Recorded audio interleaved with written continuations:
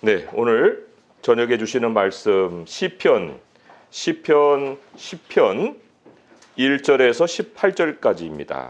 시편 1절에서 18절입니다. 함께 읽겠습니다. 시작. 여호와여 어찌하여 멀리 서시며 어찌하여 환난 때에 숨으시나이까. 악한 자가 교만하여 가련한 자를 심히 압박하오니 그들이 자기가 베푼 꾀에 빠지게 하소서. 악인은 그의 마음의 욕심을 자랑하며 탐욕을 부리는 자는 여호와를 배반하여 멸시하나이다. 악인은 그의 교만한 얼굴로 말하기를 여호와께서 이를 감찰하지 아니하신다 하며 그의 모든 사상에 하나님이 없다 하나이다. 그의 길은 언제든지 견고하고 주의 심판은 높아서 그에게 미치지 못하오니 그는 그의 모든 대적들을 멸시하며 그의 마음에 이르기를 나는 흔들리지 아니하며 대대로 환난을 당하지 아니하리라 하나이다. 그의 입에는 저주와 거짓과 포악이 충만하며 그의 혀 밑에는 잔해와 죄악이 있나이다. 그가 마을 구석진 곳에 앉으며 그 은밀한 곳에서 무죄한 자를 죽이며 그의 눈은 가련한 자를 엿보나이다. 사자가 자기의 굴에 엎드림같이 그가 은밀한 곳에 엎드려 가련한 자를 잡으려고 기다리며 자기 그물을 끌어당겨 가련한 자를 잡나이다. 그가 굽으려 엎드리니 그의 포악으로 말미암아 가련한 자들이 넘어지니이다. 그가 그의 마음에 이르기를 하나님이 잊으셨고 그의 얼굴을 가리셨으니 영영원히 보지 아니하리라 하나이다. 여호와여 일어나옵소서. 하나님이여 손을 두옵소서. 가난한 자들을 잊지 마옵소서. 어찌하여 악인이 하나님을 멸시하여 그의 마음에 이르기를 주는 감찰하지 아니하리라 하나이까. 주께서는 보셨나이다. 주는 재앙과 원한을 감찰하시고 주의 손으로 갚으려 하시오니 외로운 자가 주를 의지하나이다. 주는 벌써부터 고아를 도우시는 이신이다. 악인의 팔을 꺾으소서. 악한 자의 악을 더 이상 찾아낼 수 없을 때까지 찾으소서. 여호와께서는 영원 무궁하도록 왕이시니 이방 나라들이 주의 땅에서 멸망하였나이다. 여호와여 주는 겸손한 자의 소원을 들으셨사오니 그들의 마음을 준비하시며 귀를 기울여 들으시고 고아와 압제당하는 자를 위하여 심판하사 세상에 속한 자가 다시는 위협하지 못하게 하시리다. 아멘.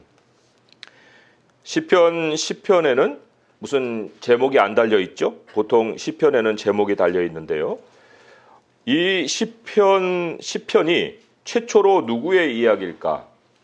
여기 두 부류의 사람이 나오죠. 한 부류는 2절에 악한 자, 3절에 악인, 또 악인. 계속 이제 악인이라는 존재가 나오죠. 한 부류예요. 또 다른 부류는 2절에 가련한 자로 대표되는 부류입니다. 가련한 자. 또 8절에는 무죄한 자. 그리고 또 14절에는 외로운 자가 나오죠. 17절에는 겸손한 자. 또 18절에는 압제당하는 자. 그러니까 악인과 가련한 자의 비교가 나오고 있습니다. 자, 이게 누구의 이야기인가? 최초로 이게 가인과 아벨의 이야기예요. 가인과 아벨. 가인과 아벨은 두 형제의 이야기가 아닙니다. 아담이 죄를 지은 이후에 사람이 둘로 나뉘고 그 소속이 둘로 나뉘어 있다는 것을 금명에게 보여주고 있어요. 가인과 아벨이. 요한일서가 그것을 우리에게 확실하게 확인해주고 있는데요. 요한일서 3장 10절에서 12절에 보면 소속에 대한 것을 우리가 좀 주목해 보시고 요한일서 3장 10절에서 12절을 우리가 읽어볼 필요가 있습니다. 네, 요한일서 3장 10절에서 12절까지 말씀 읽어보겠습니다. 시작. 이러므로 하나님의 자녀들과 마귀의 자녀들이 드러나나니 무릇 의를 행하지 아니하는 자나 또는 그 형제를 사랑하지 아니하는 자는 하나님께 속하지 아니하니라. 우리는 서로 사랑할지니 이는 너희가 처음부터 들은 소식이라. 가인같이 하지 말라. 그는 악한 자에게 속하여 그 아우를 죽였으니 어떤 이유로 죽였느냐? 자기의 행위는 악하고 그의 아우의 행위는 의로움이라. 여기 소속이 나오죠. 가인은 악한 자, 마귀에게 속한 존재다라고 확인을 해주고 있어요. 그 처음에 읽은 것은 하나님의 자녀들과 마귀의 자녀들이 드러난다. 소속이 갈린다. 이걸 이제 아주 분명하게 가르치고 있습니다. 사탄에게 회개가 없잖아요. 사탄은 영원한 멸망이 작정된 자인데 악한 자에게 속한 자도 똑같이 하나님이 그러한 운명을 만들어 놓으셨습니다. 소속이 같기 때문에 같은 부류의 사람들이 당하는 형벌을 당하게 돼 있는 거예요. 요한 2서 3서 넘어가면 이제 유다서가 있거든요. 그 유다서의 말씀을 좀 참조를 해볼 필요가 있어요. 유다서 한 장밖에 없는데 11절에서 13절의 말씀. 여기도 이제 가인이 나오죠. 가인이 어떤 부류냐 하는 것을 또 고발하고 있어요. 11절에서 13절 말씀 읽어보겠습니다. 시작. 화 있을진저 이 사람들이여 가인의 길에 행하였으며 삭슬 위하여 발람의 어그러진 길로 몰려갔으며 고라의 패역을 따라 멸망을 받았도다. 그들은 기탄 없이 너희와 함께 먹으니 너희의 애찬의 암초요 자기 몸만 기르는 목자요 바람에 불려가는 물 없는 구름이요 죽고 또 죽어 뿌리까지 뽑힌 열매 없는 가을 나무요 자기 수치의 거품을 뿜는 바다의 거친 물결이요 영원히 예비된 캄캄한 흑암으로 돌아갈 유리하는 별들이라. 이 마지막 표현이 중요하죠. 예비된 캄캄한 흑암으로 돌아가는 유리하는 별들이다. 이게 이제 이미지를 우리에게 떠올리게 하는 것인데 아무튼 이들의 소속은 하나님이 아니라는 거예요. 이들의 소속은 영원히 그 캄캄한 흑암이다. 이걸 성경은 이제 지옥이라고 얘기하죠. 불못이라고도 얘기를 합니다. 자, 그럼 이들의 출발은 어디인가요? 이들의 출발은 바로 아담이에요. 하나님의 백성의 출발은 하나님이고 이들의 출발은 육이라고 성경이 얘기를 하고 있습니다. 그 요한복음에 보면은 예수님이 육으로 난 것은 육이요 영으로 난 것은 영이니라는 말씀을 하셨어요. 요한복음 3장 6절의 말씀에 그렇게 나오죠. 육으로 난 것은 육이요 영으로 난 것은 영이다. 아담에게서 육이 나오잖아요. 아담이 영을 어떻게 생산합니까? 아담은 육을 낳을 수밖에 없어요. 그러나 하나님의 영만이 영의 존재를 우리에게 안겨줄 수 있습니다. 자, 가인과 아벨이 태어난 후에 환경으로 인해서 그런 두 종류로 갈린 게 아니에요. 그들은 태어나기 이전부터 소속이 다른 자들이에요. 가인은 아담에게 소속돼 있고 아벨은 하나님께 소속이 돼 있다는 거죠. 아니 어떻게 같은 아담에서 그렇게 나올 수 있습니까? 이렇게 이제 우리가 질문을 할 수가 있는데 예수님이 마리아의 몸을 통해서 이 땅에 오셨잖아요. 그렇기 때문에 모든 하나님 백성은 혈통을 빌어서 이 땅에 오게 돼 있어요. 아담을 통해서 태어나게 돼 있어요. 하지만 하나님 백성은 창세전에 그리스도 안에서 택하여진 백성이기 때문에 소속이 하나님으로부터 시작하지만 이 가인의 족속은 그 소속이 아담으로부터 시작을 한다는 거예요. 그래서 하나님으로부터 나온 사람들은 땅에 와서 어느 순간 아버지께로 돌아가게 돼 있습니다. 잃어버린 하나님의 백성으로 태어나는 거예요. 잃어버린 하나님의 백성. 그러나 죄를 이제 떠나서 하나님 안으로 돌아오는 백성으로 마치게 되지요. 오늘 말씀을 돌아오면은요, 말씀에 그 소속을 가르쳐주는 말이 두 단어로 비교가 되어 나옵니다. 오늘 말씀 16절을 보시면은 16절의 말씀에 여호와께서는 영원 무궁하도록 왕이시니 이방 나라들이 주의 땅에서 멸망하였나이다. 주의 땅이 있어요. 경계선이 있는 주의 땅이 있습니다. 하나님의 땅이에요. 하나님의 영역이에요. 세상과 구별되는 삶의 자리예요. 우리는 그것을 신약 성경에서 주 안에서 그리스도 안에서 이 안에서라는 말을 많이 하죠. 이 우리가 거듭나게 되면 그리스도 안으로 들어오게 돼 있어요. 이게 바로 여기서 말하는 주의 땅이에요. 그런데 이것과 대조되는 것이 뭐냐면 18절이죠. 고아와 압제당하는 자를 위하여 심판하사 세상에 속한 자가 다시는 위협하지 못하게 하시리이다. 세상에 속한 자가 있어요. 여기 세상이라는 말이 원어로는 땅이에요. 땅에 속한 자, 땅에서 나온 자라고 번역을 할 수가 있습니다. 영원히 땅이 삶의 자리인 사람들을 지칭하는 말이에요. 그러니까 참 하나님의 백성은 땅에 와서 참 이런 사람들을 만나야 되는 거예요. 부류가 다른 사람들을 만나는 거예요. 그런 사람들이 만들어 놓은 환경을 우리는 먼저 거쳐서 살게 되어 있습니다. 참 영향을 받는 정도가 아니라 하나님의 백성도 처음에는 우리의 삶의 자리가 땅인 줄 알고 살아왔어요. 그러다가 하나님을 만난 후에 우리가 이제 하나님의 소속인 것을 알게 되는 거죠. 하나님의 그 소속인 것을 알고 깨닫고 본래 하늘로 이제 돌아가는 거예요. 거듭나는 순간부터. 자, 이것이 성경이 얘기하는 죄의 사함입니다. 죄에서 해방이 된다는 거예요. 땅에서 하늘로 이동해 간다는 것이 죄의 사함이에요. 그리스도인들은 죄 사함 받은 백성이거든요. 근데 사람들은 죄 사함에 대해서 그렇게 이렇게 내가 잘못한 것에 대한 것을 용서받았다는 정도만 알지 소속에 대한 생각까지 하기가 그렇게 쉽지가 않은데, 성경을 깊이 연구하면은요, 이게 소속이 바뀐 사건이에요. 에베소서하고 골로새서를 하나씩 또 찾아볼 텐데요. 에베소서 먼저 말씀을 보겠습니다. 에베소서 2장 5절에서 6절의 말씀. 이게 다 완료형으로 쓰여 있거든요. 이미 우리의 소속이 하늘로 옮겨졌다. 이게 죄사함이다라는 것을 가르치고 있습니다. 에베소서 2장 5절에서 6절의 말씀 같이 읽어보겠습니다. 시작. 허물로 죽은 우리를 그리스도와 함께 살리셨고 너희는 은혜로 구원을 받은 것이라. 또 함께 일으키사 그리스도 예수 안에서 함께 하늘에 앉히시니. 여기 그리스도 예수 안에서라는 게 나오죠. 이게 주의 땅이에요.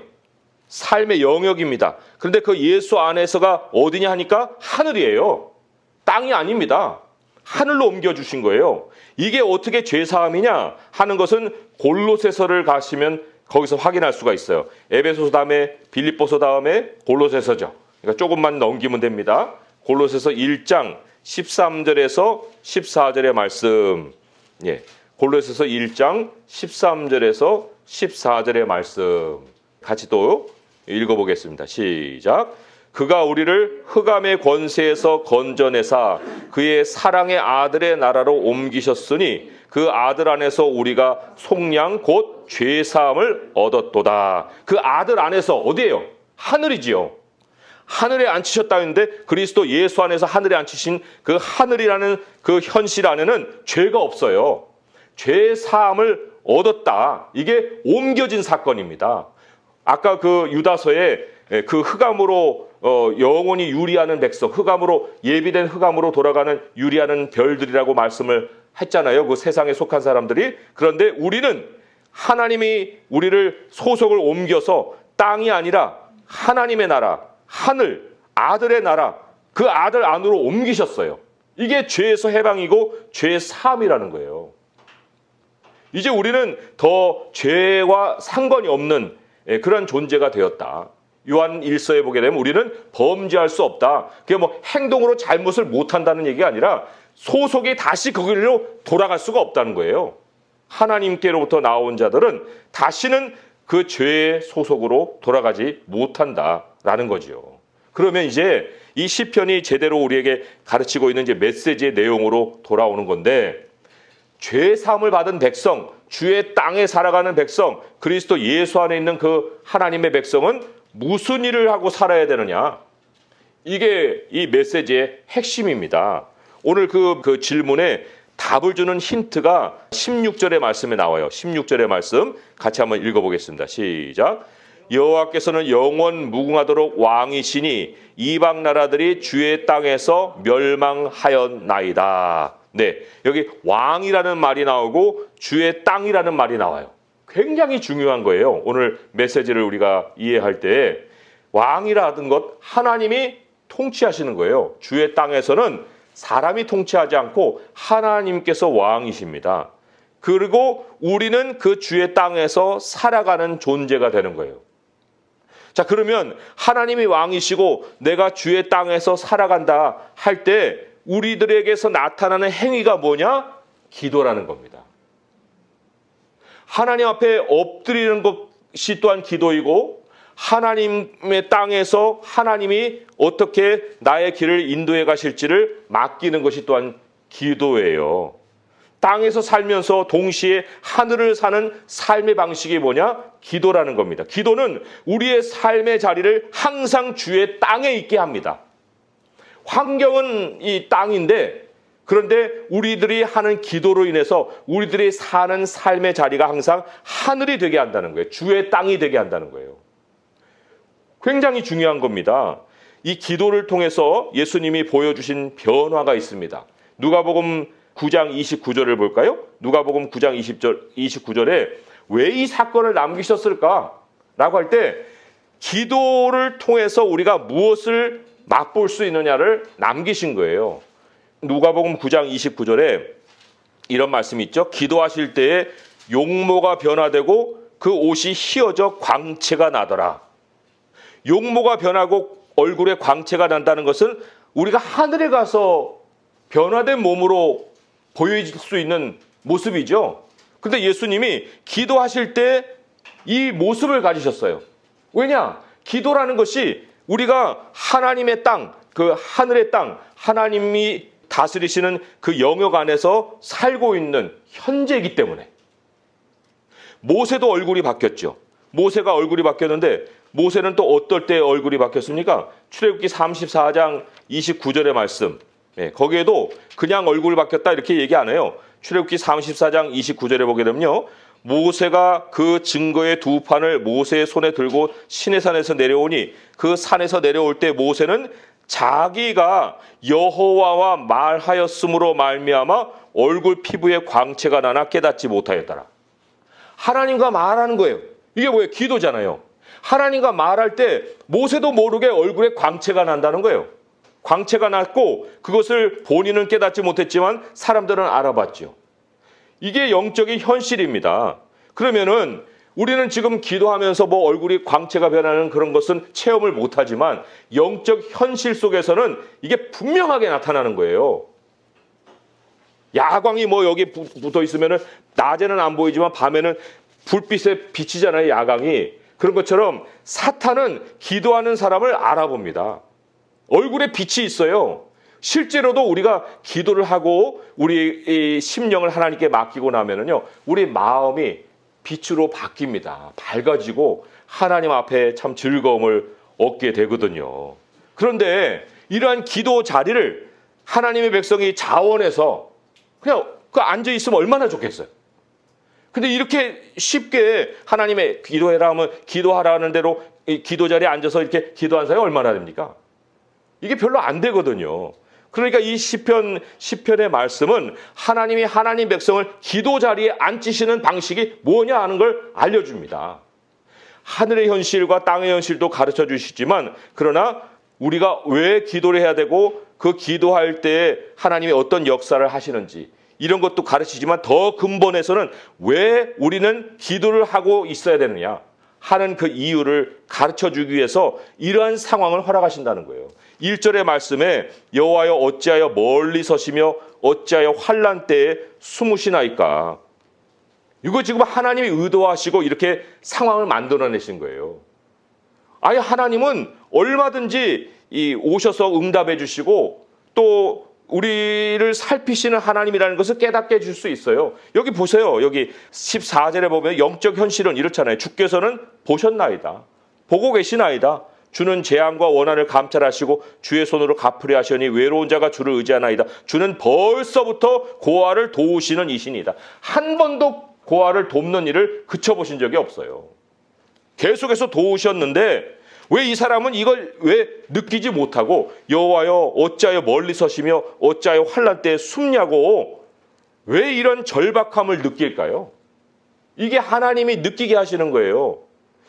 하나님이 삶의 절박함을 통해서 기도 자리로 나오게 하신 거예요. 이래야만 기도 자리에 나온다는 것이 슬픈 현실이지만 어쨌거나 대부분의 사람들이 이런 방식으로 기도를 배우고 기도 자리의 중요성을 알고 하나님께 기도하게 된다는 거죠. 우리 하나님께서 기도 속에서 얻고 싶은 그 결론은 아까 제가 읽은 것처럼 14절에 외로운 자가 주를 의지하나이다 이거예요. 주님을 의지하는 것을 하나님은 기도를 통해서 가르치시는 겁니다. 그리고 또 기도를 통해서 하나님이 그 사람에게 기도를 가르치는 것뿐만 아니라 기도를 체험케 하십니다. 어떤 기도를 체험케 하시느냐? 그 16절 말씀에 그 이방의 나라가 주의 땅에서 멸망한다는 사실을 가르치는 거예요. 너무나도 압박을 당하고 너무나도 괴로워서 주님 왜 나를 안 도우시냐고 그렇게 하소연하고 절실하게 기도를 하고 나갔는데 그 기도의 결과를 보니 하나님이 이방인 나라들이 나를 압제하고 나를 멸시하고 나를 정말 죽이려고 들었던 그런 사람들이 주의 땅에서 다 멸망했다는 거예요. 이 기도의 체험을 우리가 한 이상 또 다른 어려움을 겪게 되면은 우리 마음에 이제 하나님이 들려주시는 소리가 있습니다. 너 어려움 속에서 너 배운 지혜 있지? 너 못 깨달았니? 그걸 생각해보는 거예요. 아, 기도를 통해서 내가 이걸 깨달았지? 하고 그 깨달음이 17절에 나와요. 여호와여 주는 겸손한 자의 소원을 들으셨사오니, 이게 이제 기도를 체험한 거잖아요. 17절 잘 보세요.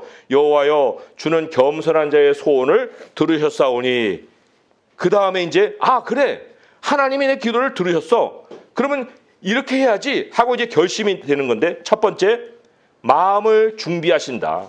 어려운 일을 당했어요. 하나님이 내 마음을 준비하고 계시네. 두 번째, 하나님이 내 말을 듣고 싶어 하시네. 귀를 기울여 들으시고. 또 세 번째, 다시는 이런 상황이 없도록 해주시려고 하시는 것이네. 이게 이제 착착착착 이 생각이 정리가 되는 거예요. 그죠? 소원을 들으신 그것을 체험하게 되면 이제 어려움 속에서 어려움이 나에게 압제로 작용하는 것이 아니라 하나님이 기도할 수 있는 마음을 준비케 하시고 또 귀를 기울여 들으려 하시고, 그리고는 응답을 통해서 이러한 상황이 다시는 나를 위협하지 못하게 해주려 하시는구나, 이거죠. 오늘 이 시편에 길게 악인에 대해서 아주 뼛속까지 재발견하게 하는 그러한 묘사들을 많이 해주십니다. 이 사람이 이제 기도를 비로소 하면서 자기가 겪고 괴롭게 정말 느끼고 있는 악인들에 대한 묘사를 쭉 하고 있어요. 이거요, 실생활에서 우리가 다 겪고서 발견할 이유도 없어요. 이 성경에 다 악인들을 가르쳐주고 있기 때문에.